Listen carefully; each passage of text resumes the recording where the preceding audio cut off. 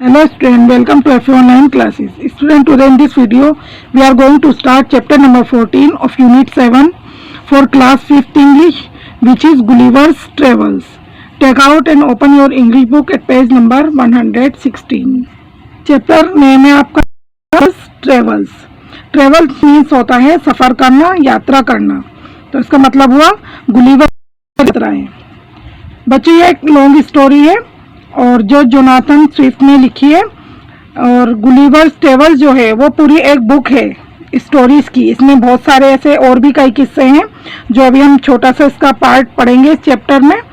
तो क्योंकि ये एक लॉन्ग स्टोरी है, मतलब पूरी स्टोरी तो ली नहीं, तो ये थोड़ा सा पार्ट एडेप्ट किया गया है गुलिवर्स ट्रेवल्स से, जो किसने लिखा है, जोनाथन स्विफ्ट ने.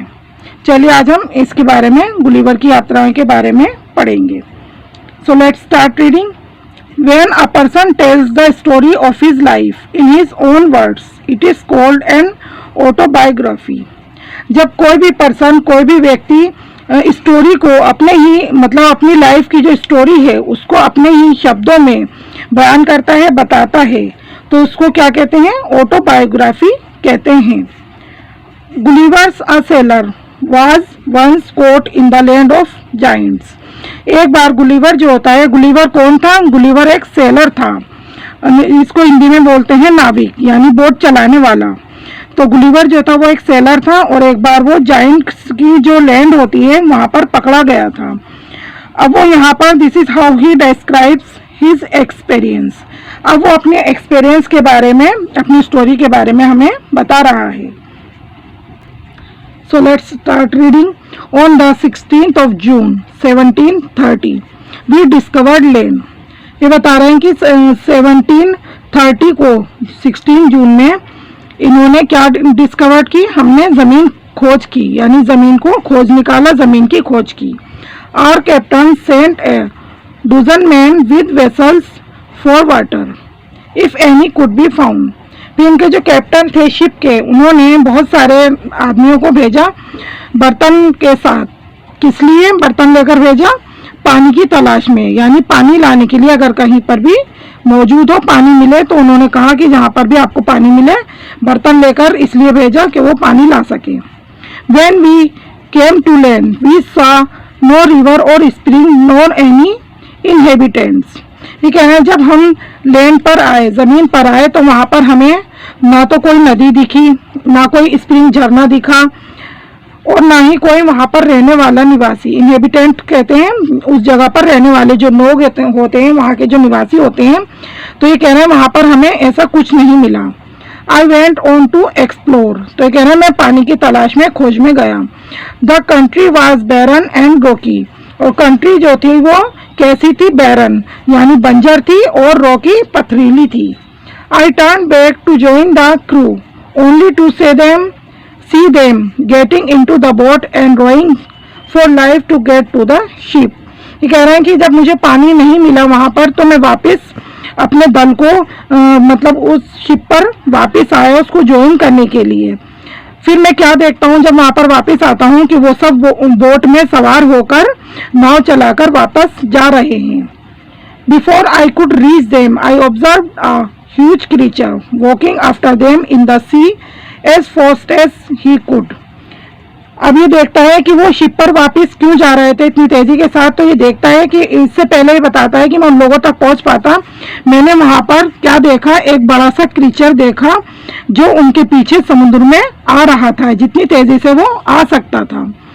The water of the ocean reached only till his knees. अब यहाँ पर बता रहे हैं कि पानी जो था समुद्र का कितना गहरा होता है, लेकिन ये बता रहा है कि समुद्र का पानी भी उस आदमी के घुटनों तक ही पहुंच रहा था. However, the monster was unable to overtake the speeding boat. ये कह रहा है कि लेकिन बोट की स्पीड काफी तेज थी, तो इस वजह से जो मॉन्स्टर था वो उस बोट को ओवरटेक नहीं कर पाया, पकड़ नहीं पाया. I turned back quickly and climbed up a steep hill with fields of barley on either side and the corn rising up to 40 feet. फिर ये कह रहा है कि मैं जल्दी से वापस आया और एक हिल पर पहाड़ी पर चढ़ गया जहाँ पर फील्ड्स थे, खेत थे। किस चीज के बता रहे हैं? बारले। बारले मीन्स होता है बाजरा। एक साइड में बारले के जो फील्ड्स थे और दूसरी साइड कौन यानी मक्का के खेत थे, जो कितने बड़े बड़े थे ये बता रहे हैं। वहाँ के फील्ड्स भी 40 फीट जितने बड़े थे। There was a fence to pass from one field to the other, और वहाँ पर एक फेंस लगी हुई थी जिससे कि एक खेत से दूसरे खेत में पास होकर जा सके। फेंस कहते हैं जो तारों की बाड़ वगैरह चारों तरफ खेत के लगा देते हैं उसको। It was impossible for me to climb because every step was 6 feet high, और ये कह रहा है कि उस फेंस को मतलब उस पर ऊपर क्लाइंब करना, चढ़ना मेरे लिए इम्पॉसिबल था। क्यों इम्पॉसिबल था? क्योंकि वो उसकी जो हाइट थी वो बहुत ज़्यादा थी। कितना हाइट बताइए यहाँ पर उसकी थी? 6 फीट हाई थे वो, इतने ऊंचे थे। I was trying to find a gap in the hedge when I discovered one of the inhabitants in the next field walking towards the fence। ये कह रहा है कि मैं उसके बीच में एक गैप ढूंढने की कोशिश कर रहा था जब मैंने देखा कि एक और उसी तरह का आदमी, वहां का रहने वाला निवासी जो था, वो नेक्स्ट फील्ड से इस फेंस की तरफ आ रहा था। He was of the same size as the creature chasing the boat, और वो उसी साइज का था जिस साइज का जो क्रीचर था जो बोट का पीछा कर रहा था, यह आदमी भी उसी साइज का था। I was struck with utmost fear and astonishment and ran to hide myself. ये कह रहा है कि मैं डर के मारे वहीं पर रुक गया और जो था मैं अपने आप को छिपाने लगा। मतलब ये डर गया था और हैरत में हो गया था और अपने आप को छुपाने लगा। He called in a voice much louder than a trumpet, और वो आदमी इतनी तेज आवाज में बोला जैसे कि ट्रम्पेट। ट्रम्पेट कहते हैं इंस्ट्रूमेंट होता है, इसकी आवाज काफी तेज होती है, तो उससे भी ज्यादा तेज वॉइस में बोला। It sounded like thunder, और उसकी आवाज कैसी थी? जैसे कि थंडर, बिजली गरजती है, उसकी तेज ऐसी आवाज थी। 7 came towards the field ready to reap the corn, और उसी तरीके के और 7 मॉन्स्टर बता रहे हैं कि उन खेतों की तरफ आ रहे थे। वो क्यों आ रहे थे? क्योंकि कॉर्न जो थे उसकी जो फसल थी वो तैयार थी। They carried a reaping hook which was very big, और वो सब अपने साथ एक रीपिंग हुक ला रहे थे जो कि बहुत बड़ा था। When one of the reapers approached where I lay hidden, I screamed as loud as I could। ये कह रहा है कि उनमें से एक रीपर जैसे ही मेरे करीब आया, नजदीक आया जहां पर मैं छिपा हुआ था, तो मैं उसको देखकर बहुत तेजी से, यानी जितनी तेजी से मैं चिल्ला सकता था उतनी तेजी से चिल्लाया। The creature stopped reaping, picked me up between his thumb and forefinger and brought me close to his eyes, 60 feet above the ground। ये कह रहा है कि जैसे ही वो मेरे पास आया उसने रीपिंग करना स्टॉप कर दिया, यानी रीपिंग करना बंद कर दिया और मुझे अपने थंब और 4 फिंगर के बीच में ऊपर उठा लिया और अपनी आंखों के पास ले गया। कितने फीट ऊपर? वो बता रहा है कि धरती से 60 फीट ऊपर वो उसको ले गया, क्योंकि उसकी हाइट आदमी की इतनी ही थी, तो इसलिए जब उसने गुलिवर को ऊपर उठाया तो वो जमीन से 60 फीट ऊपर था। He looked at me with curiosity and below my hair aside to get a better view of my face। ये कह रहा है कि फिर वो मेरी तरफ बहुत मतलब हैरानी से, उत्सुकता से देखता है और फूंक मारकर मेरे जो बाल हैं, मेरे चेहरे पर जो बाल पड़े हुए थे उनको फूंक मारकर एक साइड उड़ा देता है ताकि वो मेरे फेस को अच्छे तरीके से देख सके। वहाँ के आदमी उसको देखकर बहुत हैरत में थे क्योंकि उनकी हाइट काफी बड़ी थी, बहुत बड़े बड़े थे और गुलिवर्स का साइज बहुत छोटा था। तो जिस तरीके से वो आदमी उसको गुलिवर्स को देखकर हैरत में थे, ऐसे ही गुलिवर्स के लिए वो काफी बड़े थे, तो गुलिवर्स भी उनको देखकर काफी हैरान था। He called his friends and gently placed me on the ground। फिर वो आदमी क्या करता है, अपने जो बाकी उसके फ्रेंड्स होते हैं उनको बुलाता है और मुझे धीरे से जमीन के ऊपर नीचे रख देता है। They all sat on the ground to take a good look at me, और वह सभी नीचे ग्राउंड में बैठ जाते हैं मुझे अच्छे से देखने के लिए। I walked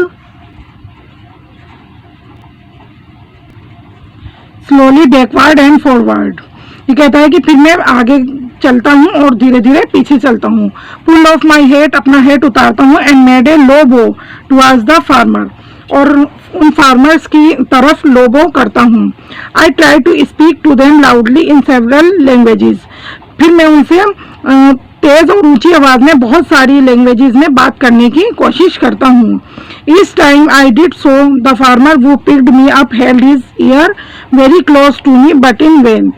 ये बताता है कि अब जो किसान था वो अपने कान को मेरे काफी नजदीक ले आता है सुनने के लिए, ताकि जो मैं बात उससे कह रहा हूँ उसको सुन सके। लेकिन कहता है बट इन वेन, लेकिन सब बेकार रहता है, व्यर्थ रहता है। क्यों बेकार रहता है? क्योंकि गुलिवर्स की बहुत तेज आवाज भी उनके लिए बहुत धीमी थी और वो उनको समझ में नहीं आ रही थी। The farmer took me to his house and place me at some distance on the dining table which was 30 feet high from the floor. फिर फार्मर उसके बाद क्या करता है, किसान मुझे अपने घर ले आता है और फिर एक डाइनिंग टेबल होती है कुछ डिस्टेंस से उसके ऊपर मुझे रख देता है। और उनकी डाइनिंग टेबल भी काफी बड़ी होती है और जो कि कितनी ऊपर थी, फ्लोर से फर्श से 30 feet ऊपर थी। Dinner was brought for the farmer in a dish which was 10 feet in diameter. फिर उसके बाद उस फार्मर के लिए डिनर लाया जाता है एक डिश में जो कि जिसका डायमीटर 10 feet था, यानी वो डिश भी इतनी बड़ी थी, उसमें उस फार्मर के लिए खाना लाया जाता है। The farmer's wife crumbled some bread and placed it before me. फिर उस किसान की जो वाइफ होती है, पत्नी होती है, वो अपने जो ब्रेड होता है कुछ उसके छोटे छोटे टुकड़े करके मेरे सामने रख देती है, क्योंकि उनकी ब्रेड भी काफी बड़ी थी तो इसलिए उसके छोटे छोटे टुकड़े करके इसके लिए रख देती है। In the middle of the dinner I heard a noise behind me. कहता है डिनर के बीच में ही मुझे एक आवाज सुनाई देती है जो पीछे से आ रही होती है। It was the purring of a cat that was 10 times larger than an ox. और ये आवाज किस चीज की थी? कैट के परिंग करने की। धीरे से जो कैट बोलती है धीमी आवाज में, उसको परिंग कहते हैं। तो ये उस कैट की आवाज थी। वहाँ की कैट भी इतनी बड़ी थी, कितनी बड़ी बता रहे हैं कि जैसे हमारे यहाँ का एक ऑक्स होता है उससे 10 times बड़ी थी। The farmer's wife was stroking him. और जो फार्मर की पत्नी होती है वो उस कैट के ऊपर प्यार से हाथ फेर रही होती है, उसे सहला रही होती है। Then entered the farmer's 1 year old of a lady. फिर जो फार्मर का 1 साल का छोटा बेटा होता है वो एंटर करता है, वो आता है और उसको एक लेडी अपने हाथों में लिए हुए होती है, वो उसको अंदर लेकर आती है। On seeing me the child grabbed me from the table and put my head into his mouth. फिर वो बच्चा मुझे देखकर टेबल से ग्रैब कर लेता है, यानी मुझको उठा लेता है, झपट कर मुझे ऊपर उठा लेता है टेबल से और मुझे फिर अपने माउथ में यानी मुंह में ले जाने रखता है। मेरा सर अपने मुंह में रख लेता है। I shouted so loudly that the baby dropped मी। ये कहता है कि फिर मैं इतनी तेजी से चिल्लाता हूँ कि वो बच्चा मुझे नीचे छोड़ देता है। वो बच्चा उसको मुंह में उठाकर क्यों रख लेता है? क्योंकि बच्चों की आदत होती है कि वो कुछ भी टॉय वगैरह होते हैं वो मुंह में रख लेते हैं। अब वहाँ का बच्चा ही इतना बड़ा था कि गुलिवर्स जो है वो उसको एक टॉय की तरह लग रहा था, तो बच्चा गुलिवर को एक टॉय समझ रहा था, तो इसलिए वो उसको मुंह में रख लेता है। I would have broken my neck if the mother had not held her apron under me। ये कह रहा है कि लगभग मेरी गर्दन टूट ही गई होती अगर मदर मुझे अपनी एप्रन के अंदर पकड़ नहीं लेती। जैसे ही वो बच्चा उसको नीचे फेंकता है गुलिवर को, तो मदर जो होती है वो अपने एप्रन को आगे कर लेती है और वो गुलिवर उसमें गिर जाता है। Later she put me on her own bed and covered me with a clean white handkerchief. फिर बाद में वो मुझे अपने ही बेड पर लिटा देती है और मुझे एक जो वाइट क्लीन यानी साफ सा एक वाइट हैंडकरचीफ रुमाल होता है और मुझे उससे कवर कर देती हैं। I slept dreaming of my home my wife and my children. वो कहता है कि फिर मैं सो जाता हूँ और अपने घर के सपने देखने लगता हूँ, अपनी वाइफ के, अपनी चिल्ड्रन के, कि वहाँ पर क्या हो रहा होगा। वो उनको याद करता है कि इस समय वो सब लोग क्या कर रहे होते हैं, तो वो सो जाता है और फिर उनके बारे में सपने देखने लगता है। देखिए यहाँ पिक्चर में भी दिखाया हुआ है, बेड पर ये गुलिवर सो रहा है और इनका रुमाल ही इतना बड़ा है कि ये पूरा एक बेडशीट की तरह लग रहा है और इसने पूरे गुलिवर को कवर कर रखा है। स्टूडेंट्स, अब आपकी स्टोरी कंप्लीट हो गई है। आई होप आपको स्टोरी अच्छी लगी होगी, समझ में आई होगी। चलिए देखिए ये स्टोरी किसने लिखी है। मैंने स्टार्टिंग में भी आपको बताया था, जोनाथन स्विफ्ट ने। और कहाँ से एडेप्ट की गई है? गुलिवर्स ट्रेवल्स से। स्टूडेंट्स ये आपके चैप्टर नंबर 14 के वर्ड मीनिंग है। चलिए देखते हैं। Your first is seller. Seller means होता है नाविक, नाव चलाने वाला। एक्सप्लोर मीन्स होता है खोजना या ढूंढना। बैरन बंजर, जहाँ पर कुछ उगाया ना जा सके, ऐसी जमीन। जायंट्स कहते हैं दैत्य। चैप्टर में जायंट्स वर्ड जो है वो उन बड़े लोगों के लिए यूज हुआ था जो हमने लेसन के अंदर पढ़ा था, जो लोग काफी बड़े बड़े थे तो उनके लिए जायंट्स वर्ड यूज हुआ है। एस्टोनिशमेंट हैरानी या आश्चर्य। रीप होता है काटना, जैसे फसल काटते हैं। स्क्रीम्ड तेजी से चिल्लाया, यानी तेज आवाज में चिल्लाना। क्रम्बल्ड छोटे छोटे टुकड़ों में तोड़ना। ग्रैब्ड पकड़ा। चेजिंग पीछा करना। अप्रोच्ड पास आया, यानी नजदीक आना। वेसल बर्तन। स्टूडेंट्स अब आपको स्क्रीनशॉट लेना है और इन्हें वर्ड मीनिंग को अपनी नोटबुक में नोट करना है और लर्न भी करना है। चलिए अब इसके देखते हैं। क्वेश्चन नंबर 1 है, why did the captain send the man to the land. Captain ने आदमियों को जमीन पर क्यों भेजा था। क्वेश्चन नंबर 2 है, why did the man rush back to the ship. वो आदमी शिप पर वापस क्यों दौड़ा हुआ आया था। इसका आंसर है, देखिए क्वेश्चन बनाएंगे। इसका टी जो है वो आप कैपिटल बनाएंगे। द कैप्टन, अब सेंट की जगह आप यहाँ पर सेंट लिखेंगे जब आंसर लिखेंगे आप। The captain sent the man to the land in search of water. Question number 2 का आंसर है, यहाँ से लेंगे इसको भी, टी कैपिटल बनाएंगे पहले। द मैन, अब रश की जगह आंसर में हम लिखेंगे rushed. The man rushed back to the ship because they didn't get water. वो वापस आ गए थे क्योंकि उन्हें पानी नहीं मिला था और पानी की खोज में वो गए थे। क्वेश्चन नंबर 3 है, चूज द करेक्ट आंसर। इसमें आपको ऑप्शन दिए 3, जो सही आंसर है आपको उस पर टिक लगाना है। फर्स्ट है, the giant carried a reaping hook because. Giant के पास एक कैरिड जो रीपिंग हुक था उसने वो ले रखा था। क्यों ले रखा था। ऑप्शन है यहाँ पर A B C. He was fighting with the other giants, वो दूसरे जाइंट्स के साथ लड़ने जा रहा था।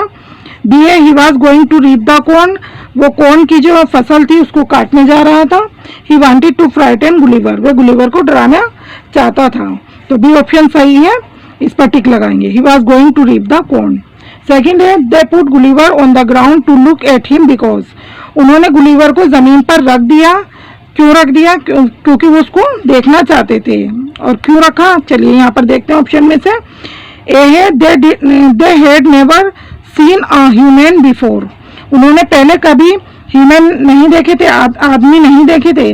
बी है, they thought he was a doll, वे सोचते हैं कि वो एक डॉल था। सी है, they had never seen such a tiny man, क्योंकि उन्होंने पहले कभी इतना छोटा आदमी नहीं देखा था। तो उसका सी ऑप्शन सही है, क्योंकि उन्होंने आदमी तो देखे थे, वो सब आदमी ही थे, वो काफी बड़े थे, लेकिन उन्होंने इतना छोटा आदमी नहीं देखा था जैसा गुलिवर उनको मिला था, गुलिवर था। तो इसका सी ऑप्शन सही है, इस पर टिक लगा लेंगे। दे had never seen such A time. Third है इसका, गुलिवर वाज। गुलिवर ऑप्शन यही है, a farmer, a seller, a dwarf, a giant. इसका बी ऑप्शन सही है, सेलर। गुलिवर क्या था, नाविक था। फोर्थ है, name the creature to whom you would like look like Gulliver. The creature is now extinct. The word begins with the letter D. इसको आगे आपको कंप्लीट करना है। यहाँ पर आपको क्या करना है, इस क्रीचर का नाम लिखना है। मतलब काफी बड़ा क्रीचर है, ये कह रहे हैं जिस तरीके से गुलिवर को वो लोग वहां के लग रहे थे, तो ऐसे ही कितना बड़ा कौन सा ऐसा क्रीचर है जिसका नाम आपको यहाँ पर लिखना है। और जो लेटर है वो यहाँ पर एक लिखा हुआ है डी, इससे स्टार्ट होता है, जो अब गायब हो चुका है, खत्म हो चुका है, जो अब दिखाई नहीं देता। तो इसका यहाँ पर हम कंप्लीट करेंगे, डायनासोर। फिफ्थ है, from the text right the sentence that tells you the following. Text में से हमें क्या करना है, सेंटेंस लिखना है जिसके बारे में हमें, ये नीचे लिखा हुआ है, जिसके पढ़कर हमें इसके बारे में पता चलता है बुक में से। फर्स्ट है जैसे, the giant were fascinated by Gulliver. जो जाइंट रीपर्स थे वो गुलिवर से फैसिनेटेड थे, उसके आकर्षित थे उसको देखकर। तो ये किससे पता चलता है, मतलब स्टोरी में से हमें लाइन देखनी है। तो देखिए इसका आंसर है, they all set on the ground to take a good look at me. Second है Gulliver was a learn man, Gulliver जो था वो एक लर्न मैन था। ये कैसे पता चलता है किस बात से?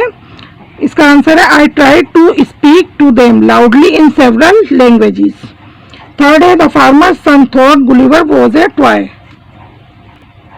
किसान का जो बेटा था उसको पता था कि गुलिवर जो है वो एक टॉय है, खिलौना था। और ये पता चलता है मैं बुक की लाइन से, चलिए देखिए कौन सी है। On seeing me the child grab me from the table and put my head into his mouth, जो कि पिक्चर में भी पीछे दिखाया हुआ है, वो टेबल से उसको उठाकर अपने मुंह में रख लेता है, पकड़ लेता है उसका जो सर होता है।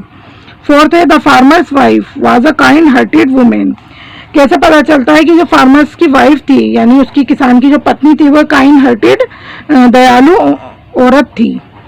I would have broken my neck if the mother had not held her apron under मी, तो ये वाला भी आप बुक के अंदर ही आपका स्पेस दिया हुआ है, ये सारे सेंटेंसेस यहीं पर लिखेंगे और फिल करेंगे।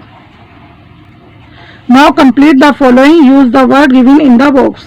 नीचे आपके यहाँ पर कुछ सेंटेंसेस दिए हुए हैं, उनको आपको इधर बॉक्स में वर्ड दिए हैं उनसे आपको फिल करना है। यहाँ पर दो चीजों के बीच में कंपैरिजन हुआ है, कंपेयर किया गया दो चीजों को। चलिए फर्स्ट है जैसे एस डैश एज आ फीदर, इतना मतलब कैसा, जितना फीदर यानी पंख, तो फीदर कैसा होता है? लाइट होता है, हल्का होता है। तो यहाँ से बॉक्स में से देखेंगे हम एज लाइट यानी इतना हल्का जैसे फेदर। सेकंड है as dash as a tortoise, इतना डैश यहाँ पर क्या भरेंगे हम? जितना कछुआ। कछुआ कैसा होता है? कछुए की चाल कैसी होती है? धीमी होती है, स्लो चलता है बहुत ज्यादा, है ना। तो यहाँ पर इसमें से हम वर्ड देखेंगे स्लो, तो यहाँ पर फिल कर देंगे as slow as a tortoise, इतना धीमा जितना कि टोर्टोइज। इसी तरीके से थर्ड है as dash as honey, honey जैसा क्या होता है? यहाँ से देखेंगे हम स्वीट, ये फिल करेंगे। फोर्थ में as dash as snow, snow कैसा होता है? फोर्थ में से यहाँ पर देखेंगे हम वाइट, बर्फ जो होती है वो वाइट होती है, इस तरीके से यहाँ पर स्नो भर देंगे, सॉरी वाइट भर देंगे। फिफ्थ है as dash as an ox, fifth में देखिए यहाँ पर क्या भरेंगे हम? इतना स्ट्रॉन्ग भरेंगे यहाँ पर जैसे एक्स ओक्स। सिक्स है as dash as night, six में देखिए मैंने नंबर डाला यहाँ पर इतना, क्या इतना? जितनी की रात, इतना काला यानी ब्लैक आएगा यहाँ पर जितना की रात होती है। सेवेंथ है as dash as a rose, seven में देखिए क्या लिखा हमने यहाँ पर? रेड, इतना लाल जैसे कि गुलाब। एट्थ है as dash as a toast, eighth में हम लिखेंगे वार्म यानी गर्म, इतना गर्म जैसे कि एक टोस्ट। और लास्ट है nine as dash as a breeze, इतना नाइन में देखिए हमने क्या भरा है? जेंटल, इतना जेंटल जैसे कि ब्रीज। ये भी आप बुक के अंदर ही कंप्लीट करेंगे, मैंने बॉक्स के अंदर नंबर डाले हुए हैं, उसी के अकॉर्डिंग आप फिल करेंगे। Use the above expression to complete the following sentences. अब आपको क्या करना है? ऊपर दिए गए जो एक्सप्रेशन है उनको मतलब फिल करना है यहाँ पर और सेंटेंस को आपको कंप्लीट करना है। फर्स्ट है जैसे the old man's hair is as white, बूढ़े आदमी के बाल जो हैं वो ऐसे हैं, वाइट हैं, इतने वाइट हैं जैसे कि वाइट क्या था? ऊपर हमने पढ़ा था, यहाँ पर फिल करेंगे आप एज स्नो, तो बूढ़े आदमी के बाल ऐसे सफेद हैं जैसे कि बर्फ। सेकेंड है his feet were as cold dash, यहाँ पर फिल करेंगे आप कि उसके पैर जो थे वो इतने ठंडे थे, ठंडे के लिए हम कंपेयर करते हैं किससे? आइस से, तो यहाँ पर आप फिल कर देंगे एज आइस, उसके पैर बर्फ जैसे ठंडे थे। थर्ड है the newspaper boy was as slow dash और dash in delivering the papers, यहाँ पर आपको दो ब्लैंक दिए उनको फिल करना है। तो न्यूज़पेपर बॉय जो था, न्यूज़पेपर बांटने वाला जो लड़का था वो इतना स्लो था, तो स्लो की कंपेयर हम किससे करते हैं? टोर्टोइज से, तो यहाँ पर फिल करेंगे आप as a tortoise in delivering the papers, paper deliver करने में। और लास्ट फोर्थ है आपका I felt as light dash after exercising, exercise करने के बाद मैं अपने आप को इतना हल्का महसूस करता हूँ, कितना हल्का? ऊपर हमने पढ़ा था, यहाँ पर आप फील करेंगे एज अ फीदर यानी एक पंख जितना मैं अपने आप को लाइट फील करता हूँ। अब नीचे create your own comparison for the following work in pairs. अब नीचे भी यहाँ पर लिखे हुए हैं कुछ ये वर्ड्स, इनके लिए आपको खुद कंपैरिजन लिखना है। आप कुछ भी अपने आप से लिख सकते हैं। ये वाला क्वेश्चन आप खुद होमवर्क में करेंगे। जैसे फर्स्ट है एज टॉल एज, इतना लंबा जैसे कि, तो इसमें आप कुछ भी लिख सकते हैं। टॉल जैसे ट्री है या कोई भी और लंबी ऊंची चीज है तो वो आप यहाँ पर फिल कर सकते हैं। तो ऐसे ही सारे ही आपको अपने आप फिल करने हैं। फॉलोइंग एग्जाम्पल्स, नीचे कुछ एग्जाम्पल्स दिए हुए हैं, चलिए उनको देखते हैं। फर्स्ट यहाँ पर I was trying to climb over the fence when the giant saw me. मैं क्लाइंब करने की कोशिश कर रहा था, फेंस के ऊपर चढ़ने की कोशिश कर ही रहा था, तभी जो जायंट था उसने मुझे देख लिया। सेकेंड है the farmer's wife was stroking the cat when her 1 year old son entered. Farmer's की जो वाइफ थी वो कैट को स्ट्रोकिंग कर रही थी, उनके ऊपर प्यार से हाथ फेर रही थी, तभी उसका जो 1 साल का बेटा है वो अंदर आता है, एंटर करता है। Both the action were in the past, दोनों ही एक्शन जो है वो पास्ट में हो रहे थे। When the first one was going on in the past the second one happen. जब पहला काम चल ही रहा होता है पास्ट में तो दूसरा वाला जो है वो हो जाता है। अब आपको क्या करना है, फर्स्ट में यहाँ पर match the following and right complete sentences in the lines below. आपको जो है मैच करना है और कंप्लीट सेंटेंस लिखना है। नीचे जो लाइंस दी हुई है, स्पेस दिया हुआ है, दोनों तरफ साइड, दोनों साइड मैच करके आपको नीचे स्पेस दिया है वहां पर आपको इनको लिखना है। जैसे फर्स्ट यहाँ पर दिया हुआ है I was writing a letter, और दूसरी साइड भी यहाँ पर वर्ड दिए उसके साथ हमें मैच करना है। चलिए देखते हैं कैसे मैच करेंगे हम। मैं लेटर लिख रहा था, अब इसको मैच करेंगे, तभी क्या हुआ, माई पेन रेन आउट, मेरा पेन जो था वो खत्म हो गया। तो इसको मैच करके हम लिखेंगे किस तरीके से हमारा सेंटेंस बनेगा। इसमें हम वैन से ऐड करना है, यानी सबके अंदर हमें वैन ऐड करना है। तो इसको स्टार्टिंग में हम यहाँ से लिखेंगे वैन, सबसे पहले वैन लिखेंगे, फिर I was writing a letter when, sorry when इसमें लिखा हुआ है, आप स्टार्टिंग में नहीं लिखेंगे। I was writing a letter when, ऐसे स्टार्ट करके फिर यहाँ साइड वाला लिखेंगे जो इधर वाला हमने पढ़ा था, my pen ran out. Second है फिर Paul was looking out of the window, Paul जो था वो खिड़की से बाहर देख रहा था। अब यहाँ पर देखेंगे हम किससे मैच करेंगे, इसमें सेकेंड में इसको मैच करेंगे, ही नोटिस्ड अ लवली बटरफ्लाई, तो उसने नोटिस की एक सुंदर सी प्यारी सी बटरफ्लाई।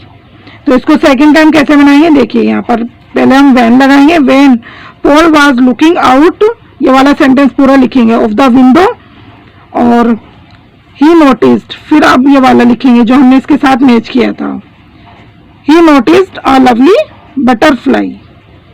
अब थर्ड देखिए, थर्ड कैसे बनाना है हमें, थर्ड के साथ में he was looking for his dog, वे अपने कुत्ते को खोज रहा था, थर्ड। तो इसके साथ मैच करेंगे हम आई मेट अरुण, मैं अरुण से मिला। तो इसके लिए जरूरी नहीं पहले वाला सेंटेंस हो, पहले आप यहाँ वाला भी लिख सकते हैं, जरूरी नहीं कि इस साइड वाला सेंटेंस आप पहले लिखेंगे। तो क्योंकि सब्जेक्ट इधर है यहाँ पर, तो ये वाला फर्स्ट है, इसको शुरू करेंगे हम, पहले लिखेंगे यहाँ पर व्हेन, स्टार्ट करेंगे ऐसे, व्हेन आई मेट अरुण, ये लेंगे अब हम, व्हेन आई मेट अरुण, और उसके बाद में ये वाला सेंटेंस जोड़ेंगे, ही वाज, देखिए यहाँ पर लिखा हुआ है, ही was looking for his dog. और फोर्थ है यहाँ पर I was just completing the last answer, मैं बस लास्ट आंसर कंप्लीट करने ही वाला था, फिर क्या हुआ तभी। अब इधर से देखेंगे हम क्या मैच करेंगे इसके साथ, मैम सेड स्टॉप राइटिंग, तभी मैम ने कहा कि लिखना बंद कर दो। तो इसको आप कैसे ऐड करेंगे, चलिए देखते हैं। पहले ये इधर वाली साइड का लिखेंगे हम, I was just completing the last answer, और इसके बाद यहाँ तक लिखने के बाद में फिर व्हेन ऐड करेंगे हम इसके बाद में, और फिर इधर वाला सेंटेंस लिखेंगे, मैम सेड स्टॉप राइटिंग। और इसी तरीके से बाकी जो ये आपका फिफ्थ है, सिक्स्थ है, सेवंथ है, ये आगे भी आपका स्पेस दिया है, वहाँ पर आप खुद कंप्लीट करेंगे। चलिए मैं आपको बता देती हूँ। फिफ्थ है जैसे the man was painting the wall, पहले आप ये लिखेंगे, फिर उसके बाद में वैन लगाएंगे, और इसको मैच करेंगे आप कि आदमी जो था वो वॉल पर पेंटिंग कर रहा था, तभी क्या हुआ, इसको मैच करेंगे, ही फेल ऑफ द लेडर, वे सीढ़ी से गिर गया। सिक्स है होमवर्क, अमित अपना होमवर्क जो है वो कर रहा था। इस यहाँ तक लिखने के बाद में आप वैन लगाएंगे, और इसके बाद मैच करेंगे आप किससे, फिर क्या हुआ, वो अपना जो होमवर्क था वो कंप्लीट कर रहा था, तो उसके आउट, तभी लाइट जो है वो चली गई। और लास्ट है यहाँ पर my mother was cooking dinner, मेरी मम्मी खाना बना रही थी। ये लिखने के बाद में आप लगाएंगे व्हेन, और फिर क्या हुआ था, फिर व्हेन द बेल रिंग, तभी घंटी बजी। ये भी आप बुक के अंदर ही कंप्लीट करेंगे, आपके स्पेस दिया हुआ है। क्वेश्चन नंबर 2 में क्या करना है आपको, now complete the following suitably. जिस तरीके से हमने पीछे वाले सेंटेंस कंप्लीट किए थे इसी तरीके से आपको यहाँ पर भी देखिए स्पेस दिया हुआ है, तो इनको आपको कंप्लीट करना है। फर्स्ट है जैसे I was sitting in a taxi yesterday when, मैं कल एक टैक्सी में बैठा हुआ था, तभी क्या हुआ अचानक, जो भी हुआ। आगे आप कुछ भी जो आपको सही लगता है वो लिख सकते हैं, जैसे मैंने फील किया है यहाँ पर रेनफॉल स्टार्टेड, तभी बारिश होना शुरू हो गई। जो आपको सही लगता हो दूसरे वर्ड भी आप यहाँ पर यूज कर सकते हैं। सेकंड है he was cleaning out his cupboard when, वे अपना जो कबर्ड था वो साफ कर रहा था, तब क्या हुआ, फिर he found a lost pen, उसे खोया हुआ पेन मिल गया। तो ये 2 मैंने यहाँ पर कंप्लीट किए हैं, बाकी थर्ड और फोर्थ इसी तरीके से आप खुद कंप्लीट करेंगे, फिल करेंगे बुक के अंदर ही। क्वेश्चन नंबर 3 है when we compare two things people we add er और more to the describing word. यहाँ पर कह रहे हैं कि जब हम 2 चीजों को कंपेयर करते हैं या 2 चीजों लोगों के बीच में कंपैरिजन करते हैं तो हम क्या ऐड करते हैं, उसमें er लगाते हैं या फिर मोर लगाकर बनाते हैं। When we compare 3 or more things people we add est or most to the describing word। जब हम 3 चीजों को या 3 से ज्यादा लोगों के बारे में या चीजों के बारे में बात करते हैं, कंपेयर करते हैं, तो फिर हम क्या ऐड करते हैं, est लगाते हैं या most लगाते हैं डिस्क्राइबिंग वर्ड में। देखिए इसको हम क्या बोलते हैं, डिग्री ऑफ कंपैरिजन बोलते हैं। इनको कौन कौन सी होती है, 3 तरह की होती हैं, पॉजिटिव होती है, कंपैरेटिव होती है और सुपरलेटिव होती है।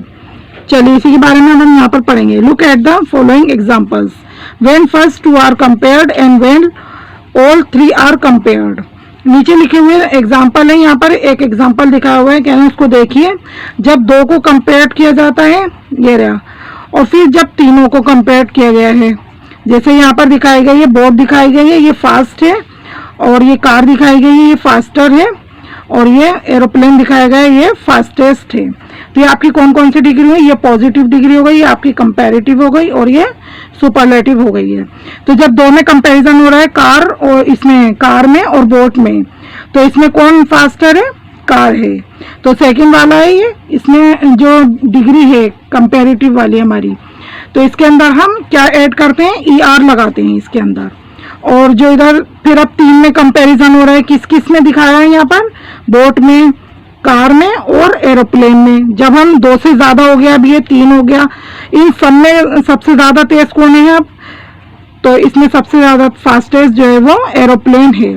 तो इसको, ये वाली हमारी हो गई सुपरलेटिव डिग्री। इसको हम कैसे बनाते हैं, लास्ट में est ऐड कर देंगे, फास्ट, फास्टर, फास्टेस्ट, तो ये हमारी सुपरलेटिव डिग्री हो जाएगी। तो देखिए तीनों में कंपैरिजन हो गया, ये फास्ट है, ये फास्टर हो गया और ये फास्टेस्ट हो गया। जब दोनों में कंपैरिजन हुआ तो ये कार जो थी वो फास्टर थी, और जब इन तीनों में हुआ तो इनमें सबसे ज्यादा तेज कौन है, aeroplane. The sail boat is fast, देखिए यहाँ पर लिखा हुआ भी है कि सेल बोट जो है वो फास्ट है। The car is faster than the sail boat, और सेल बोट से ज्यादा फास्टर फिर कौन है, कार है। The aeroplane is the fastest of all, और इन सब में सबसे ज्यादा फास्टेस्ट कौन है, एरोप्लेन है। इसी तरीके से देखिए नीचे भी दिखाया हुआ है, ये डिफिकल्ट है, ये मोर डिफिकल्ट है, और ये मोस्ट डिफिकल्ट है। तो कुछ डिग्री में हम मोर भी लगाकर बनाते हैं और कुछ में मोस्ट लगाकर भी हम बनाते हैं। Complete the following in the same way using the word easy और strong। अब आपको इसी तरीके से नीचे कुछ सेंटेंस लिखे हुए हैं, उसको आपको कंप्लीट करना है और कौन सा वर्ड आपको यूज करना है, इजी और स्ट्रॉन्ग। जैसे फर्स्ट है यहाँ पर स्कीपिंग इज डैश, यहाँ पर आपको बनना है easy. Jumping is easier than skipping, walking is the easiest of all. Skipping जो है वो इजी है और जंपिंग स्कीपिंग से ज्यादा इजी है, इजियर है, और वॉकिंग जो है इन सब में सबसे ज्यादा इजीएस्ट है। और देखिए जो ये सुपरलेटिव डिग्री होती है, इससे पहले हम क्या लगाते हैं, हमेशा द यूज करते हैं, वो जरूर लगाएंगे आप। सेकंड है आपका इसी तरीके से द डॉग इज इजी तो हमने यूज कर लिया, यहाँ से अब वर्ड बचा है हमारे पास स्ट्रॉन्ग, ये यूज करेंगे। द डॉग इज, डॉग जो है वो स्ट्रॉन्ग है, यहाँ पर फिल करेंगे। द हॉर्स इज, अब हॉर्स जो है वो डॉग से ज्यादा क्या है, स्ट्रोंगर, इसमें ER लगा देंगे तो स्ट्रोंगर बन जाएगा, फिल करेंगे। और थर्ड है द एलिफेंट इज, दा लगाएंगे यहाँ पर अब हम, क्योंकि सुपरलेटिव डिग्री है। और स्ट्रोंगेस्ट, यहाँ पर हमने ER जोड़ा था इसमें और यहाँ पर EST जोड़ देंगे। तो एलिफेंट जो है, पहले यहाँ पर डॉग और हॉर्स की कंपैरिजन हो रही थी, इन दोनों को कंपेयर किया जा रहा था। अब यहाँ पर इन सब में एलिफेंट बताया, अब इन तीनों में कंपेरिजन हो रहा है, तो इसमें सबसे ज्यादा स्ट्रोंगेस्ट कौन है, एलिफेंट है, तो ये फिल करेंगे आप। तो इसी तरीके से अब आपको नीचे भी कुछ सेंटेंस दिए हुए हैं, उनको आपको कंप्लीट करना है और वर्ड यूज करना है यहाँ से आपको, जूसी और एक्साइटिंग। द ऑर्डर में vary vary according to your choice. जैसे एप्पल इज लिखेंगे अब यहाँ पर, एप्पल कैसा है, यहाँ से लेंगे हम, जूसी है। Orange is juicier, sugar cane is the juiciest. Rock climbing is exciting, skiing is more exciting और river rafting is the most exciting। Question number 4 है correct the use of the describing word in the following sentences. अब नीचे लिखे हुए sentences में जो कुछ describing word हैं उनके यूज को आपको करेक्ट करना है। ये फर्स्ट है दिस इज द, यहाँ पर दिया हुआ है simpler problem of them all. अब आपको क्या सही करना है इसमें से, देखिए यहाँ पर द है तो द के बाद हम ER नहीं लगाते, EST लगाएंगे इसके अंदर। तो दिस इज द, यहाँ पर आप वर्ड सही करके लिखेंगे simplest problem of them all. वैसे भी सब में तुलना की गई है सब में, तो द के साथ सिंपलेस्ट लगाएंगे यहाँ पर। सेकंड है which is the lightest of the two parcels. ये पूछ रहा है कि इनमें से, इन दोनों में से कौन सा सबसे ज्यादा, ये कह रहा है कि लाइटेस्ट पार्सल कौन सा है। तो जब दो में कंपैरिजन हो रहा है तो द लाइटेस्ट नहीं आएगा यहाँ पर। आप क्या लिखेंगे, जब दो में कंपेयर करते हैं तो ER लगाते हैं तो लाइटर आएगा यहाँ पर, which is lighter of the two parcels. Third है he is cleverer than I am, वे मुझसे ज्यादा चालाक है। यहाँ पर कंपैरिजन हो रही है दो के बीच में। क्लेवरर कोई वर्ड नहीं होता, ये होता है मोर क्लेवर। तो यहाँ पर लिखेंगे he is more clever than I am, मुझसे ज्यादा चालाक है। फोर्थ है I like this the best of the two, इन दोनों में से मैं सबसे ज्यादा पसंद करता हूँ या मुझे ये सबसे ज्यादा पसंद है। तो देखिए यहाँ पर द के साथ हम बेस्ट नहीं लगाएंगे, तो क्या वर्ड आएगा हमारा यहाँ पर, ये होता है गुड, बेटर, बेस्ट, 3 डिग्रियां इसकी होती हैं। तो यहाँ पर हम लिखेंगे जब दो में कंपैरिजन हो रहा है तो बेटर यूज करेंगे हम, तो द भी नहीं लगाएंगे, सिर्फ क्या लिखेंगे I like this better of the two. Fifth है the flood become badder as the rain increased, जैसे ही बारिश बढ़ी जो फ्लड थी यानी बाढ़ थी वो और ज्यादा बुरी होती चली गई, मतलब कंडीशन जो थी वो ज्यादा खराब होती चली गई। देखिए बैडर जो है वो कोई वर्ड नहीं होता, ये क्या वर्ड होता है हमारा, बैड होता है, वर्स होता है और वर्स्ट होता है। तो यहाँ पर लिखेंगे हम the flood became worst as the rain increased. ये सभी आपको सही करके इनको आगे लिख दीजिए, चाहे या आप बुक के नीचे स्पेस यहाँ पर दिए हुए हैं, सबको सही करके नीचे कंप्लीट करके आप बुक के अंदर ही लिखेंगे। स्टूडेंट्स आपको इस चैप्टर के सीखनी है, अपनी नोटबुक में नोट करनी है और लर्न करने हैं। बाकी जितना भी अदर वर्क मैंने आपको दिखाया है वो आप बुक के अंदर ही कंप्लीट करेंगे, फिल करेंगे अच्छी सी साफ राइटिंग में। This is your homework for today and now chapter number 14 is over. Thank you so much for watching.